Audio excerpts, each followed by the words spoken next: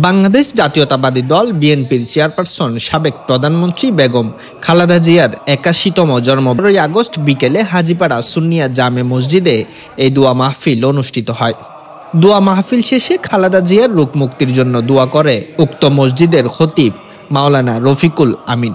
আগামী দিনের যে কোনো কর্মসূচিতে দেশনেত্রী বেগম খালেদা জিয়া যেহেতু সিদ্ধান্ত নিয়েছেন, বাংলাদেশ জাতীয়তাবাদী দল যেহেতু সিদ্ধান্ত নিয়েছেন ১৫ আগস্ট বেগম খালেদা উদযাপন করব, এরই ধারাবাহিকতায় আমরা ডবলমুরিং থানা যুবদল আজকে দোয়া ও মিলাদ মাহফিল আয়োজন করেছি। চেয়ারপারসন বেগম খালেদা জিয়ার আজকের ৮১তম জন্মবার্ষিকী উপলক্ষে সবাইকে ২৭, ২৮, ২৪ সবারই আন্তরিক ডবলমুরিং থানা যুবদল অন্তর্গত।